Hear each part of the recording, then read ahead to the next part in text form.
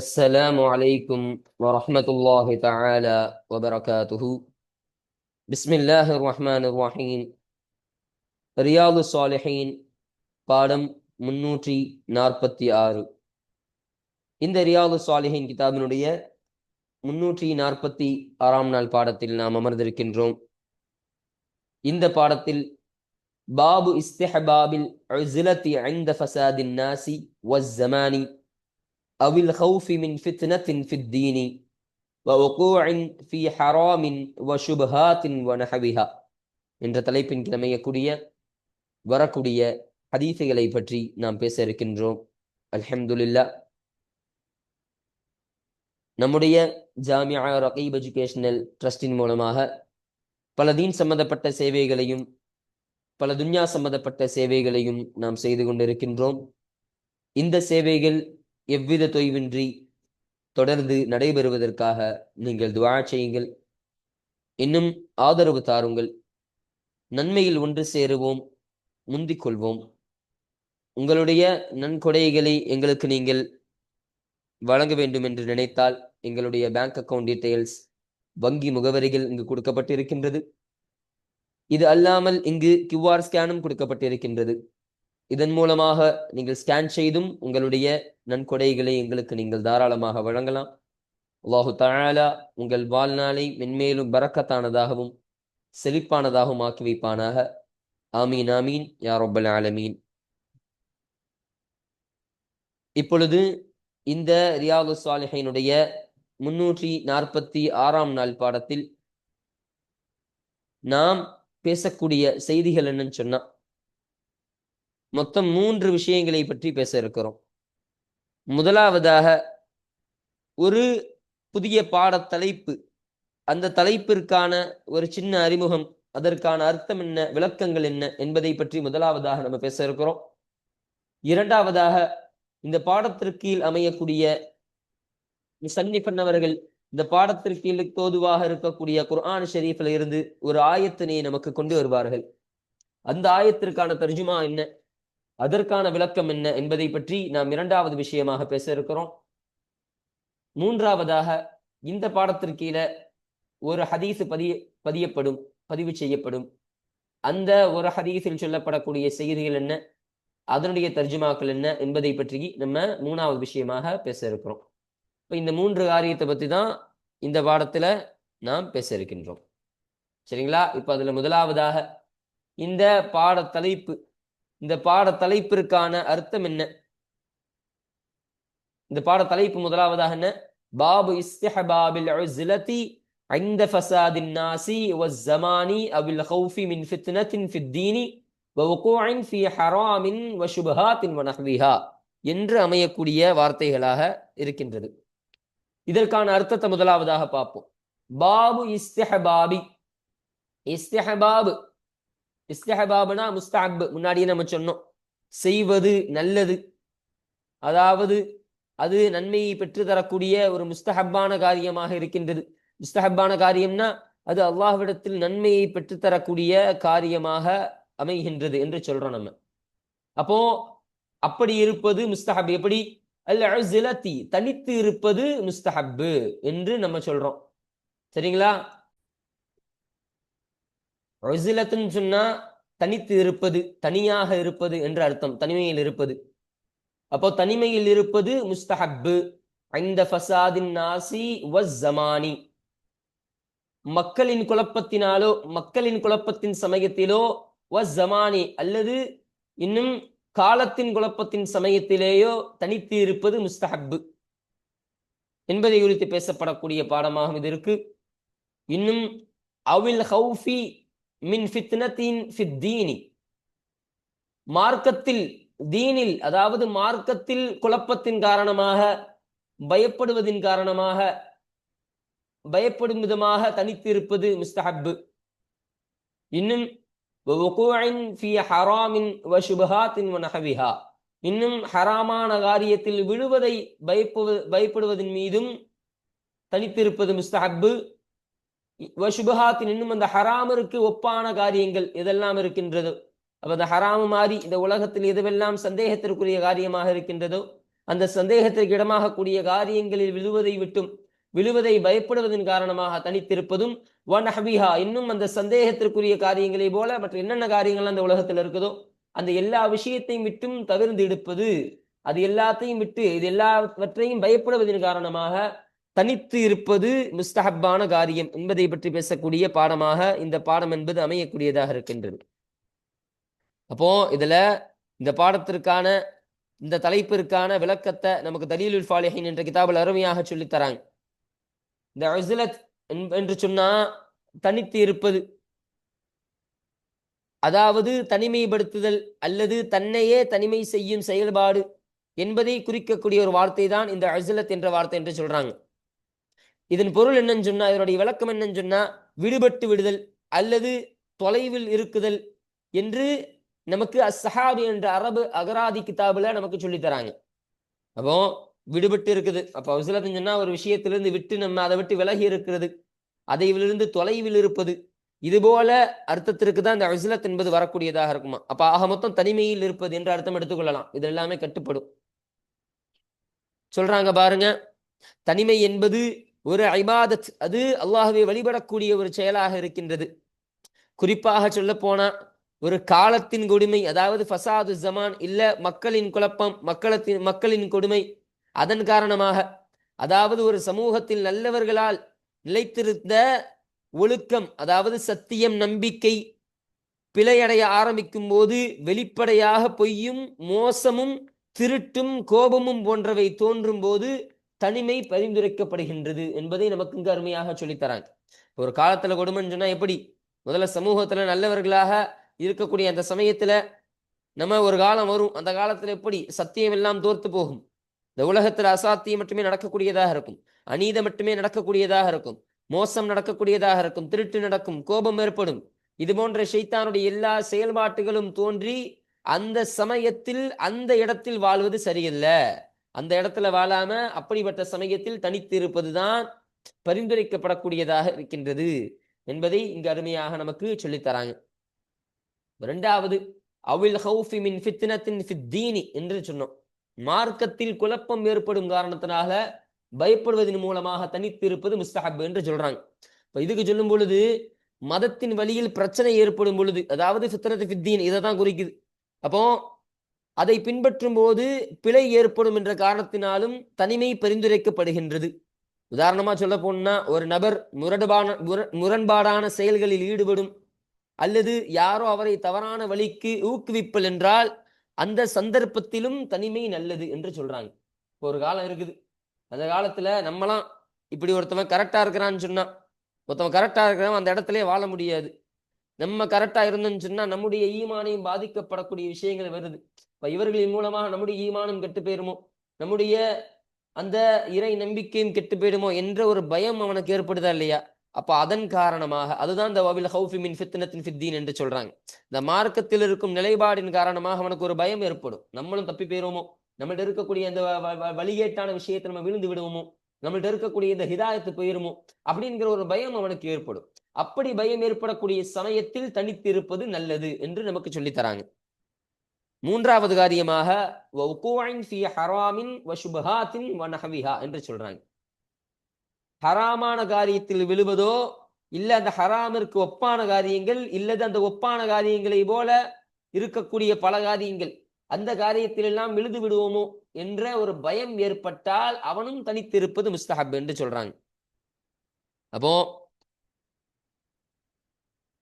இது ஒரு பொதுவான விதி.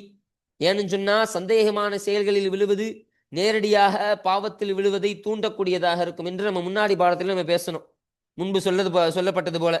அப்போ ஒருவர் சந்தேகங்களில் விழுந்து விடுவான் என்றால் அவர் நேரடியாக பாவத்தில் விழுந்து விடுவான் என்று பொருள் அதில் உள்ளடக்கக்கூடியதாக இருக்கும். அதனால்தான் அங்க ஹராமுக்கு அடுத்து நமக்கு சுபஹாத்தான காரியங்கள் என்று சொன்னாங்க.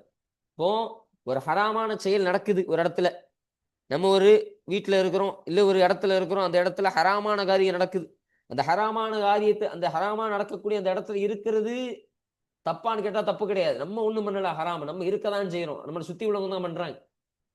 ஆனா இந்த சமயத்துல நம்மளும் ஹராமில் விழுந்துருவோமோ, இவங்க கூட சேர்ந்து நம்மளும் ஹராமான காரியத்தை பண்ணிடுவோமோ. ஒரு சபையில சூதாடுறாங்க, இல்லை ஒரு மதுபானம் அருந்து கொண்டு இருக்கிறாங்க, அப்ப நம்ம பக்கத்துல இருக்கன்னு சொன்னா அந்த மதுவை நம்ம அருந்து விடுவோமோன்ற பயம் நமக்கு வரும். நம்மளும் கூட உட்காந்து சூதாடிடுவோமோ, நம்மளும் இப்படி சூதாட்டத்தில் இறங்கி விடுவோமோ என்ற ஒரு பயம் ஏற்படுதுன்னு சொன்னா, இப்ப அப்படி ஒரு பயம் ஏற்படுமா இல்லையா? ஹராமான காரியத்தில் இந்த ஹராமான ஒப்பான காரியங்கள் எல்லாம் சேரும். எதுவெல்லாம் ஹராமோ இல்ல இந்த ஹராமுக்கு தூண்டுதலாக இருக்கக்கூடிய காரியங்கள் என்னெல்லாம் அந்த உலகத்துல இருக்குதோ அது எல்லாமே இந்த சுபஹாத்துல சேரக்கூடியதாக இருக்கும். இப்ப அப்படிப்பட்ட சமயத்தில் ஒருவன் நான் ஹராமில் விழுந்து விடக்கூடாது, என்னுடைய ஈமானில் நான் நிலைத்திருக்க வேண்டும், நான் ஹிதாயத்தோடு இந்த உலகத்தில் வாழ வேண்டும் என்று ஒருத்தவன் நினைச்சான்னு சொன்னா அவன் தனித்து இருப்பதுதான் அவனுக்கு நல்லது என்பதை சொல்லி காட்டக்கூடிய ஒரு பாடமாகவும் இந்த பாடம் என்பது அமைகின்றது என்பதை நமக்கு அருமையாக சொல்லித்தராங்க. இப்ப இந்த 3 விஷயத்தை பற்றி தான் இந்த பாடம் பேசப்படக்கூடியதாக இருக்கின்றது என்பதை விளங்கிக் கொள்ளுங்கள். இப்ப இந்த பாடத்தில் சொல்லப்படக்கூடிய ஒரு ஆயத்து, முசன்னிஃப் அவர்கள் இந்த பாடத்துக்கு தோதுவாக கொண்டு வரக்கூடிய ஒரு ஆயத்து, அந்த ஆயத்திற்கான தர்ஜிமாவை அந்த ஆயத்தை வாசிக்கும் பொழுது நம்ம முழுமையாக பார்ப்போம். இப்பொழுது இந்த பாடத்திற்கு கீழே கொண்டு வரப்படக்கூடிய ஒரு ஹதீஸ்ன்னு சொன்னோம், அந்த ஒரு ஹதீஸிற்கான ஒரு கருத்து சுருக்கத்தை நம்ம இப்ப சொல்லுவோம். இந்த ஹதீஸானது சஅத் இப்னு அபீ வக்காஸ் ரலியல்லாஹு அன்ஹு அவர்கள் அறிவிக்கக்கூடிய ஹதீஸாக இருக்கின்றது. அவங்க சொல்றாங்க, ரசூலுல்லாஹி ஸல்லல்லாஹு அலைஹி வஸல்லம் அவர்கள் சொல்ல நான் கேட்டு இருக்கிறேன். ஸல்லல்லாஹு அலைஹி வஸல்லம் என்ன சொன்னாங்கன்னா, அல்லாஹு தஆலா ஒரு அடியானை விரும்பக்கூடியவனாக இருப்பானாம். அவன் எத்தகைய அடியான் என்று சொன்னால், அவன் அல்லாஹ்வை பயபக்தியோடு அல்லாஹ்விற்கு பயந்தவனாக இருப்பான். இன்னும் மக்களை விட்டு தனியாக வந்து அவன் மன அமைதி பெற்றவனாகவும் அவன் இருப்பான். அத்தகைய ஒரு அடியானை அல்லாஹு தஆலா விரும்புகிறான் என்ற ஒரு செய்தியினை ஸல்லல்லாஹு அலைஹி வஸல்லம் அவர்கள் சொல்ல நான் கேட்டிருக்கிறேன் என்று சஅத் இப்னு அபீ வக்காஸ் ரலியல்லாஹு அன்ஹு அவர்கள் நமக்கு அருமையாக சொல்லித் தருகிறார்கள். இந்த கருத்து தான் இந்த ஹதீஸில் சொல்லப்படக்கூடிய ஒரு கருத்தாக இருக்கின்றது. இந்த ஹதீஸிற்கான தர்ஜுமாக்களையும் அதனுடைய விளக்கங்களையும் கூடுதல் செய்திகள் எல்லாம் இந்த ஹதீஸ் வாசிக்கும் பொழுது நம்ம முழுமையாக நாம் பார்ப்போம். அல்ஹம்துலில்லாஹ். இப்போ நம்ம கிதாபை பார்ப்போம். 69வது பாடம். இந்த ரியாது ஸாலிஹின் கிதாபில் பதிவு செய்யப்படக்கூடிய பாடங்களுடைய வரிசையின் பிரகாரம் இது 69வது பாடமாக இது அமைகின்றது. அப்ப இதுவரையிலும் நம்ம இந்த ரியாது ஸாலிஹீனில் 68 பாடங்களை முழுமையாக பார்த்து நாம் நிறைவு செய்திருக்கின்றோம். அந்த பாடங்களை எல்லாம் அங்கு படித்த அனைத்து விஷயங்களையும் அல்லாஹு தஆலா நம்முடைய வாழ்நாளில் அமல் செய்யக்கூடிய பாக்கியத்தை அல்லாஹ் உங்களுக்கும் எனக்கும் வழங்குவானாக. இப்போ இந்த 69வது பாடத்தினுடைய தலைப்பு என்ன? பாபு இஸ்திஹபாபில் அஸ்லத்தி இன்த ஃபஸாதின் நாசி வஸ்ஸமானி அவில் ஹௌஃபி மின் ஃபித்னத்தின் ஃபித்தீனி வவுகூஇன் ஃபீ ஹராமின் வஷுபஹாத்தின் வநஹவிஹா என்று அமையக்கூடிய பாடம். இப்போ இந்த பாடத்திற்கான விளக்கங்களையும் அர்த்தத்தையும் சின்ன அறிமுகத்தையும் நம்ம முன்னாடியே பார்த்தாச்சு. இப்போ இந்த பாடத்திற்கு முசன்னிஃப் அவர்களை கொண்டு வரக்கூடிய ஆயத்து, அந்த ஒரு ஆயத்தை நம்ம பார்ப்போம். قال الله تعالى, உயர்ந்த அல்லாஹு தஆலா சொன்னா, فَفِرُّوا إِلَى اللَّهِ إِنِّي لَكُمْ مِنْهُ نَذِيرٌ مُبِينٌ என்பதாக சொல்லக்கூடிய ஒரு ஆயத்.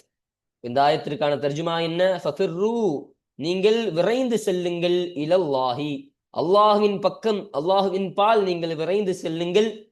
இன்னீ லக்கும், நிச்சயமாக நான் உங்களுக்கு இருக்கின்றேன், மின்ஹு, அந்த அல்லாஹ்விடம் இருந்து நான் உங்களுக்கு இருக்கின்றேன், நதீரும் முபீனும், தெளிவான பகிரங்கமான எச்சரிக்கையாளனாக, எச்சரிக்கை செய்யக்கூடியவனாக நான் இருக்கின்றேன் என்று ஸல்லல்லாஹு அலைஹி வஸல்லம் அவர்கள் சொல்லக்கூடியதாக அல்லாஹ் சொன்ன ஒரு ஆயத்தாக இது அமைகின்றது. இப்போ இந்த ஆயத்திற்கான விளக்கத்தை நமக்கு ஃபத்ஹுல் பயான் என்று சொல்லப்படக்கூடிய தஃப்சீர் கிரந்தத்தில் அருமையாக நமக்கு சொல்லித்தராங்க. ஃபஃபிர்ரு என்ற வார்த்தை, அப்ப அந்த ஃபஃபிர்ரு என்ற வார்த்தைக்கு என்ன விளக்கம்னு சொன்னா 3 விளக்கத்தை சொல்றாங்க. ஒன்னு, அல்லாஹ்வின் தண்டனையில் இருந்து நீங்கள் விரைந்து ஓடுங்கள். அல்லாஹ்வின் தண்டனையிலிருந்து, அதாவது அல்லாஹ் எந்த விஷயத்தில் அல்லாஹ் தண்டனையை வைத்திருக்கின்றானோ அந்த தண்டனை தரக்கூடிய விஷயத்திலிருந்து நீங்கள் விரைந்தோடுங்கள் என்ற ஒரு அர்த்தத்தை கொடுக்கலாம். 2வது, அல்லாஹ்வினுடைய வழிபாட்டிற்கும் அல்லாஹ் கொடுக்கக்கூடிய அந்த பரிசையும் நோக்கி நீங்கள் ஓடி செல்லுங்கள் என்ற அர்த்தத்தையும் கொடுக்குறாங்க. அல்லாஹ் வழிபடக்கூடிய அமல்கள் என்ன நடக்குதோ அதிகமான அமல்களை செய்யணும்னு சொல்ல வராங்க. இந்த அமல்களை செஞ்சா அல்லாஹ் நிறைய பரிசீலிக்கக்கூடியவனாக இருப்பானா. அல்லாஹ் தரக்கூடிய அந்த பிரதிபலன்கள், அல்லாஹ் தரக்கூடிய அந்த பரிசுகள்லாம் இருக்குமா இல்லையா, அந்த கூலி எல்லாம், அதை நோக்கி நீங்கள் ஓடி செல்லுங்கள் என்ற ஒரு விஷயத்தை நமக்கு இங்கு எழுதி தராங்க. 3வது விஷயம் சொல்லும் பொழுது, அல்லாஹ்விற்கு கீழ்படிந்திருங்கள், அல்லாஹ்விற்கு எதிராக நீங்கள் போகாதீர்கள். அப்ப அல்லாஹ்வின் பக்கமே நீங்க நெருங்கி ஓடுங்கன்னா அல்லாஹ்வை மாத்திரமே நீங்கள் நம்பி இருங்கள். அல்லாஹ்வை தவிர வேறு யாரையும் நம்பாதீர்கள். யாரும் உங்களை காப்பாற்ற மாட்டார்கள். இந்த உலகத்தில் யாராலும் நீங்கள் ஈடேற்றம் பெற முடியாது. அல்லாஹ் மாத்திரமே உங்களுக்கு ஈடேற்றத்தை கொடுக்க முடியும். அதனால் நீங்கள் அல்லாஹ்வின் பால் நீங்கள் விரண்டு ஓடுங்கள் என்ற ஒரு அர்த்தத்தையும் நமக்கு இங்கு அருமையாக விளக்கி தராங்க. அப்ப சில பேர் சொல்றாங்க, மற்ற விளக்கங்களை பார்க்கும் பொழுது சில நபர்கள் சொல்லும் பொழுது மக்காவிலிருந்து வெளியேறுங்கள் என்றும் பொருள் வைக்கலாம். ஃபஃபிரு இலல்லாஹ் என்பதற்கு மக்காவிலிருந்து வெளியேறுங்கள் என்ற ஒரு பொருளை நமக்கு சொல்லித் தராங்க. அப்போ இமாம் அல் ஹசன் இப்னு ஃபضல் ரலியல்லாஹு அன்ஹு அன்னவர்கள் கூறக்கூடிய விஷயம் என்னன்னா, அல்லாஹ்வை தவிர மற்ற எல்லாவற்றிலிருந்தும் தன்னை பாதுகாத்துக் கொள்ளுங்கள். ஏனென்றால் யாராவது அல்லாஹ்வை தவிர வேறு ஒருவரை நோக்கி ஓடினால் அவரால் தப்பிக்கவே முடியாது என்று ஹசன் இப்னு ஃபضல் ரலியல்லாஹு அன்ஹு அன்னவர்கள் சொல்லித் தரக்கூடிய ஒரு விளக்கத்தை நமக்கு எழுதுறாங்க. இப்போ அல்லாஹ்வை தவிர மற்ற எல்லாவற்றிலிருந்தும் தன்னை நீங்க பாதுகாத்து, அல்லாஹ்வை தவிர மற்ற எல்லா விஷயத்திலையும் உங்களை நீங்க பாதுகாத்துக்குங்க. நீங்கள் பாதுகாப்பு பெற்றேன்னு சொன்னா, ஏன்னா அல்லாஹ்வை தவிர வேறு யாரிடத்துல நீங்க ஓடினா நீங்க தப்பிக்கவே முடியாது. அல்லாஹ்வை நோக்கி ஓடுவதால் மாத்திரம்தான் நீங்கள் தப்ப முடியும், நீங்கள் ஈடேற்றம் அடைய முடியும் என்பதனை இந்த ஹசன் இப்னு ஃபضல் ரலியல்லாஹு அன்ஹு அன்னவர்கள் சொல்லித் தராங்க. இன்னொரு விளக்கத்தை பார்க்கும் பொழுது ஷைத்தானின் கட்டுப்பாட்டிலிருந்து தப்பி இரக்கமுள்ள அல்லாஹ்வின் கட்டுப்பாட்டுக்குள் நீங்கள் நுழையுங்கள் என்ற ஒரு விளக்கத்தை சொல்றாங்க. இன்னொரு விளக்கத்தை சொல்லும் பொழுது அறிவில்லாமை, அதாவது ஜஹாலத் என்று சொல்லப்படக்கூடிய அந்த அறிவில்லாமை இருக்குதா இல்லையா, அந்த அறிவில்லாமையிலிருந்து அறிவை நோக்கி நீங்கள் ஓடுங்கள் என்ற ஒரு விளக்கத்தை நமக்கு இங்கு அருமையாக சொல்லித் தராங்க. அப்போ இதுதான் இந்த ஆயத்தில் சொல்லப்படக்கூடிய ஒரு விளக்கமாக இருக்கின்றது. இன்னும் சொல்றாங்க, இன்னிலக்கு மின்ஹு நதீரும் முபீன் என்பதற்கு நான் உங்களை எச்சரிக்கிறவன், இது அல்லாஹ்வை நோக்கி ஓடி செல்லுங்கள் என்ற கட்டளைக்கான ஒரு காரண விளக்கமாக இது அமைகின்றது என்பதை சொல்லித் தருகிறார்கள். சிலவாளர்கள் சொல்றாங்க, நீங்க அல்லாஹ்வை நோக்கி ஓடி செல்லுங்க, ஏன்னா அல்லாஹ்விடமிருந்து நான் உங்களுக்கு ஒரு தெளிவான ஒரு எச்சரிக்கையாளனாக இருக்கிறேன். அல்லாஹ் வைத்திருக்கக்கூடிய அந்த எச்சரிக்கையெல்லாம் நீங்கள் பயந்து நீங்கள் நல்லபடியாக வாழுங்கள், உங்களை நான் கரை சேர்த்து விடுகிறேன் என்பதை ஸல்லல்லாஹு அலைஹி வஸல்லம் அவர்கள் சொல்லக்கூடியவர்களாக இருக்கிறார்கள் இந்த ஒரு ஆயத்தின் மூலம் என்பதை நமக்கு இங்கு அருமையாக சொல்லித் தராங்க. இப்போ இதுதான் இந்த ஆயத்தில் சொல்லப்படக்கூடிய தர்ஜிமாவாக தஃப்சீராக நமக்கு இருக்கின்றது. பாருங்க, அத்தாரியாத் 50, சூரத்து தாரியாத்துல 50வது ஆயத்தாக இந்த ஆயத் என்பது பதிவு செய்யப்படுகின்றது என்பதை நமக்கு இங்கு சொல்லித் தராங்க. இப்போ இந்த பாடத்திற்கு அமையக்கூடிய முதல் ஹதீஸ், அந்த ஹதீஸிற்கான தர்ஜிமாவை நம்ம பார்ப்போம். 1வது ஹதீஸ், இன்னும் 597வது ஹதீஸ். இந்த 69வது பாடம், இந்த பாடத்திற்கு அமையக்கூடிய ஹதீஸ்களுடைய வரிசையின் பிரகாரம் இது 1வது ஹதீஸாக இருக்கின்றது. இந்த ரியாதுஸ் ஸாலிஹீன் கிதாபினுடைய ஹதீஸ் இடம்பெறக்கூடிய ஹதீஸ்களின் பிரகாரம் இது 597வது ஹதீஸாக இது அமைகின்றது என்பதை நமக்கு இங்கு சொல்லித்தராங்க. இந்த ஹதீஸானது யாரை தொட்டும் அறிவிக்கப்படக்கூடிய ஹதீஸாக இருக்கின்றது என்றால், வஅன் ஸஅத் இப்னு அபி வக்காஸ் ரலியல்லாஹு அன்ஹு, அபி வக்காஸ் என்று சொல்லப்படக்கூடிய நபருடைய மகனான ஸஅத் ரலியல்லாஹு அன்ஹு அவர்களை தொட்டும் அறிவிக்கப்படக்கூடிய ஹதீஸாக இந்த ஹதீஸ் என்பது அமைகின்றது. நமக்கு தலீலுல் ஃபாலிஹின் என்ற இந்த ஷரஹ் கிதாபில் சொல்லும் பொழுது இவருடைய உண்மை பெயர் மாலிக் என்பதாக இருக்கின்றது என்பதை நமக்கு சொல்லித்தராங்க. இன்னும் சொர்க்கத்தை கொண்டு உறுதியான 10 பேர்களில் அந்த அஷரத்துல் முபஷ்ஷரா என்று சொல்லப்படக்கூடிய 10 நபர்களை ஸல்லல்லாஹு அலைஹி வஸல்லம் அவர்கள் சொல்லி காட்டினார்கள் இல்லையா, அப்ப அந்த 10 நபர்களில் இருந்தும் ஒருவராக இந்த ஸஅத் இப்னு அபி வக்காஸ் ரலியல்லாஹு அன்ஹு அன்னவர்களும் இருக்கின்றார்கள் என்பதை நமக்கு இங்கு சொல்லித்தராங்க. இப்போ அவங்க சொல்லக்கூடிய ஹதீஸாக இந்த ஹதீஸ் என்பது அமைகின்றது. பாருங்க, கால அவர்கள் சொன்னார்கள், சமிஅத்து ரசூலுல்லாஹி ஸல்லல்லாஹு அலைஹி வஸல்லம், அல்லாஹ்வுடைய தூதர் ஸல்லல்லாஹு அலைஹி வஸல்லம் அன்னவரிடத்திலிருந்து நான் செவியுற்றேன். யகூலு ஸல்லல்லாஹு அலைஹி வஸல்லம் அவர்கள் சொல்வார்கள், இன்னல்லாஹ நிச்சயமாக அல்லாஹு தஆலா யுஹிப்புல் அப்த தகிய்யல் கனியல் ஹஃபிய்ய, ஒரு அடியானை யுஹிப்புல் அப்த, ஒரு அடியானை அல்லாஹ் விரும்புகிறான். எத்தகைய அடியான்? அத்தகிய்ய, தக்வாவுடைய அடியான், இறையச்சமுடைய அடியான். ஷரஹ்ல சொல்லும் பொழுது அல்லாஹ்வின் கட்டளைகளை முறையாக நிறைவேற்றி அல்லாஹ் தடை செய்தவற்றிலிருந்து விலகி இருப்பவனாகவும் இருப்பான். அவன் மனசாட்சியால் அல்லாஹ்வை நினைத்து நடுங்கக்கூடியவனாகவும் இருப்பான் என்பதை நமக்கு சொல்லித்தராங்க. முதலாவது, அல்லாஹ்வுடைய கட்டளையை முறையாக நிறைவேற்றுவான். ஹலாலான காரியத்தை மட்டுமே அவன் செய்யக்கூடியவனாக இருப்பான். இன்னும் ஹராமான காரியம் எதெல்லாம் அல்லாஹ் வைத்திருக்கின்றானோ அந்த காரியத்தில் எல்லாம் விலகி இருக்கக்கூடியவனாக இருப்பான். இன்னும் அவனுடைய மனசாட்சியால் அல்லாஹ்வை நினைத்து அல்லாஹ்விற்கு பயந்து அவன் நடுங்கக்கூடியவனாக இருப்பான். அவன் தான் தகை. அப்ப அப்படி தகையான ஒரு அடியானை அல்லாஹ் விரும்புகிறான் என்று ஸல்லல்லாஹு அலைஹி வஸல்லம் அவர்கள் சொல்லி தந்தார்கள். இன்னும் அல் கனிய தேவையற்று இருப்பவனை. இப்ப தேவையற்று இருப்பவனா, இப்ப பொதுவாக கனின்னு சொன்னா செல்வ செழிப்பாளன், பணக்காரன் என்ற அர்த்தம் கொடுப்போம். இப்ப இந்த இடத்துல விளக்கத்துல சொல்லும் பொழுது நமக்கு கனி என்பது இந்த இடத்துல செல்வம் என்பது, பொருளாதாரம் செல்வம் என்பது இதனுடைய முராது கிடையாது, இதனுடைய நாட்டம் கிடையாது. நப்ஸ் என்பதை தான் குறிக்கக்கூடியதாக இருக்கும். அதாவது மன அமைதி, தன்னிறைவு என்ற அர்த்தத்திற்கு இது வரக்கூடியதாக இருக்கும். இப்ப மன அமைதியோட தன்னிறைவாக தன்னிடம் இருக்கக்கூடிய ஒன்றை கொண்டு எவன் பொருந்திக் கொள்பவனாக இருப்பானோ அவன்தான் கனி. அப்படிப்பட்ட கனியான ஒரு அடியானை அல்லாஹ் நேசிக்கிறான். அல் ஹஃபிய, இன்னும் தனித்து இருப்பவனை அல்லாஹ் நேசிக்கிறான். ஹஃபியன்னு சொன்னா மக்களிடையே புகழ் பெற விரும்பாமல் அமைதியாக தன்னை மறைத்து கொண்டு வழிபாடு, தன்னுடைய மத உலக காரியங்களில் ஈடுபடும் ஒரு நபர், அவர்தான் ஹஃபி என்று சொல்றாங்க. இப்ப மக்களிடத்தில் எனக்கு நிறைய புகழ் வரணும், என்ன எல்லாரும் புகழணும் அப்படின்னு நினைக்க மாட்டார். அவர் அமைதியாக தன்னை மறைத்துக் கொள்ளக்கூடியவராக இருப்பார். யாருக்கும் வெளியே இருக்கிறது தெரியாது, இருக்கிற இடம் தெரியாம இருப்புன்னு சொல்லுமா இல்லையா, அந்த மாதிரி வாழக்கூடியவராக இருப்பார். இன்னும் தன்னுடைய இபாதத்தில், வழிபாடுகளில், அல்லாஹ்வை வழிபடும் விஷயத்தில் அவர் வழிபட்டு கொண்டு இருப்பால். இன்னும் தன்னுடைய மத காரியங்கள், மார்க்க காரியங்கள், இன்னும் உலக காரியங்களில் ஈடுபடும் ஒரு நபராகவும் அவர் இருப்பார் என்பதை இங்கு நமக்கு சொல்லித் தராங்க. இப்போ இந்த இடத்துல இமாம காதி ஐயாத் ரலியல்லாஹு அன்ஹு அன்னவர்கள் கூறக்கூடிய ஒரு விஷயம் என்னன்னு சொன்னா, சில வாசிப்புகளில் ஹஃபி என்பதை ஹஃபி என்பதாக வாசித்திருக்கிறார்கள். ஹாவிற்கு புள்ளி இல்லாம வெறும் ஹாவை வச்சு ஹஃபி என்பதாக வாசித்திருக்கிறார்கள். அதற்கு அர்த்தம் என்னன்னு சொன்னா, மனிதர்களிடம் அன்பாக நடக்கும், உறவுகளை பேணும் ஒருவர் என்ற அர்த்தத்திற்கு இது வரக்கூடியதாக இருக்கும். ஆனால் சரியான வாசிப்பு ஹஃபி என்பதுதான் சரி என்று சொல்லி தருகிறார்கள். இதைதான் ஆய்வாளர்களும் நமக்கு ஒப்பிட்டு காட்டுகிறார்கள். அவர்களும் உடன்படக்கூடிய ஒரு கருத்தாக இந்த கருத்து என்பது வாழக்கூடியதாக இருக்கு. இதனுடைய பொருள் என்ன? தனிமையில் வாழுவதை விரும்பி மக்களிடம் புகழை நாடாதவர் என்ற அர்த்தத்தை சுருக்கமாக நம்ம சொல்லலாம். அப்படிப்பட்ட ஒரு நபரை அல்லாஹ் விரும்பக்கூடியவனாக இருக்கிறான் என்று ஸல்லல்லாஹு அலைஹி வஸல்லம் அவர்கள் சொல்ல நான் கேட்டிருக்கிறேன் என்று சஅத் இப்னு அபீ வக்காஸ் ரலியல்லாஹு அன்ஹு அவர்கள் சொல்லி தருகிறார்கள். ரவாஹு முஸ்லிம், இந்த ஹதீஸனை முஸ்லிம் ரஹ்மத்துல்லாஹி அலைஹி அன்னவர்கள் அறிவித்தார்கள். சொல்றாங்க பாருங்க, வல் முராது பில் கனி, கனி என்ற அந்த வார்த்தையை கொண்டு நாட்டமாகிறது. இந்த கனின்னு சொன்னாங்களா இல்லையா, அந்த வார்த்தைக்கான அர்த்தம் என்ன? கனியுன் நப்சி, மனதை, மனதின் தேவையற்றவர், அதாவது தன்னிறைவோடு வாழுவது. அப்போ மனதை, தன்னிடம் இருக்கக்கூடிய விஷயத்தை மனதால் பொருந்திக் கொள்பவர் என்ற அர்த்தத்திற்கு இது வரக்கூடியதாக இருக்கும். கமா சபக ஃபில் ஹதீஸ் ஸஹீஹ், ஸஹீஹான ஹதீஸில் முன் சென்றதை போல, முன் சென்ற ஒன்றை போல. இப்போ முன்னாடியே இந்த கருத்தை ஒரு ஹதீஸின் மூலமாக நமக்கு சொல்லி காட்டினாங்க. அந்த ஹதீஸ் என்ன? அபூ ஹுரைரா ரலியல்லாஹு அன்ஹு அவர்கள் அறிவிக்கக்கூடிய ஒரு ஹதீஸாக இருந்துச்சு. லைஸல் கினா அன் கஸ்ரத்தில் அர்தி வலாகின்னல் கினா கின ஷாக்கிர் வலாகின்னல் கனி கின நஃப்ஸ் என்று அமையக்கூடிய ஒரு ஹதீஸாக ஹதீஸ் அமைஞ்சுதா இல்லையா? அந்த ஹதீஸை பொறுத்த, அந்த ஹதீஸிலும் இதே அர்த்தம் தான் சொல்லப்பட்டுச்சுன்னு சொல்றாங்க. இப்போ அந்த ஹதீஸினுடைய அர்த்தம் எப்படி அமையும்? செல்வம் என்பது பொருட்களை பொறுத்து இருப்பது கிடையாது, மாறாக உள்ளம் திருப்தியுடன் இருப்பதே உண்மையான செல்வம் என்று சொல்லப்படக்கூடிய ஒரு ஹதீஸ் இருக்கு.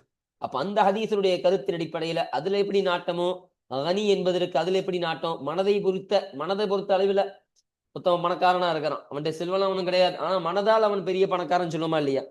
அப்போ தன்னிடம் இருக்கக்கூடிய விஷயத்தை கொண்டு பொருந்திக் கொள்பவனாக இருப்பான், எதன் பக்கமும் ஆசை கொள்ள மாட்டான், அவன் தான் கனி.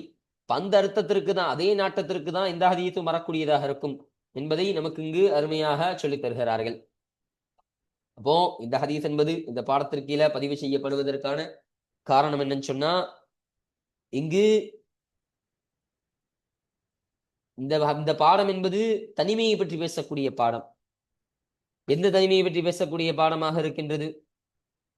ஹராமை விட்டு ஹராமில் ஒருவன் விழுந்து விடுவான் என்ற பயத்தின் காரணமாக அவன் தனித்திருப்பது, இல்ல மக்களுடைய குழப்பத்தின், காலத்தின் குழப்பத்தினால், இல்ல தீனில் ஏற்படும் குழப்பத்தின் காரணமாக ஒருத்தன் பயந்து தனிமையில் இருப்பது முஸ்தஹப் என்று சொல்லக்கூடியதாக இருக்கின்றது. அப்ப அதை தான் இங்க தெரிவிக்கிறாங்க. அத்தகைய அல் கனிய அல் ஹஃபி, இந்த மூன்று வார்த்தையிலேயே இந்த தலைப்பு முழுவதும் ஒன்றாகிவிடும். தகைய என்பதற்கு விளக்கம் என்ன பார்த்தோம்? அல்லாஹ்வை பயந்து வாழுபவன். அல்லாஹ்வை பயந்து வாழுபவன் அவன் அல்லாஹ்வை நோக்கி போகக்கூடியவனாக தான் இருப்பான், அவன் தனித்திருக்கக்கூடியவனாக தான் இருப்பான். கனிய, அப்போ கனியன்னு சொன்னா மனதளவில் பணக்காரன், செல்வமுடையவன். அப்ப அந்த மனதளவில் தேவையற்றவனாக இருப்பானா இல்லையே? அப்படி தேவையற்றவன் அவன் எந்த காரணத்தை கொண்டும் அவன் தீனில் உள்ள குழப்பத்திற்கு பயந்தவனாக தான் இருப்பான். அப்போ தன்னுடைய மனதிற்கு ஏற்ப வாழக்கூடியவனாக இருப்பான், தன்னுடைய மனதை பொருந்திக் கொண்டு வாழ்பவனாக இருப்பான். இன்னும் ஹஃபிய என்ற ஒரு வார்த்தையும் சொன்னாங்க. அப்போ ஹஃபி அல்லாஹ்வை பயபக்தியோடு இருப்பது, அல்லாஹ்வை பயந்து நடுங்குவது என்ற ஒரு அர்த்தத்தை நம்ம பார்த்தோம் விளக்கத்துல. அப்போ அப்படி நடுங்குபவன் ஏதாவது ஒரு ஹராமல விடுவானா? எந்த ஒரு ஹராமாவது செய்ய அவனுக்கு மனசு வருமா? வரவே வராது. இப்ப அல்லாஹ் எதையெல்லாம் ஹராமான காரியங்கள் என்று வச்சிருக்கிறானோ அந்த ஹராமான காரியத்திலெல்லாம் விழாமல் தன்னை பாதுகாத்துக் கொள்ளக்கூடியவனாக இருப்பான்.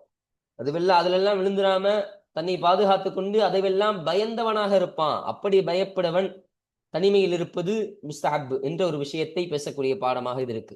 இப்ப இந்த ஒரு கருத்தின் காரணமாக தான் இந்த பாடம் என்பது இந்த ஹதீஸ் என்பது இந்த பாடத்திற்கு கீழே பதிவு செய்யப்படுவதற்கான காரணமாக இது அமைகின்றது. அல்ஹம்துலில்லாஹ். இப்போ இந்த பாடத்தில் இந்த 69வது பாடமான இந்த பாட தலைப்பு, இதற்கான தர்ஜுமாக்களையும் விளக்கங்களையும் நம்ம முழுமையாக பார்த்தோம். அதற்கு கீழ் முசன்னிஃப் அன்னவர்கள் கொண்டு வரக்கூடிய இந்த ஆயத்திற்கான தர்ஜுமாக்களையும் நம்ம பார்த்தோம், விளக்கங்களையும் நம்ம பார்த்தோம். அடுத்தபடியாக இந்த 597வது ஹதீஸ் என்ற இந்த முதல் ஹதீஸ், இந்த ஹதீஸினுடைய விளக்கங்களையும் அதனுடைய சாராம்சங்களையும் முழுமையாக பார்த்து இன்றைய பாடத்தை நாம் நிறைவு செய்து விட்டோம். அல்ஹம்துலில்லாஹ். இன்ஷா அல்லாஹ் அடுத்த பாடத்தில் இந்த 598வது ஹதீஸான இந்த ஹதீஸில் சொல்லப்படக்கூடிய செய்திகள் என்ன, அதனுடைய காரியங்கள் என்ன என்பதை பற்றியெல்லாம் இன்ஷா அல்லாஹ் நாம் அடுத்த பாடத்தில் நாம் பேசுவோம். வாஹிர் தஅவானா அல்ஹம்துலில்லாஹி ரப்பில் ஆலமீன். அஸ்ஸலாமு அலைக்கும் வரஹ்மத்துல்லாஹி தஆலா வபரகாத்துஹு.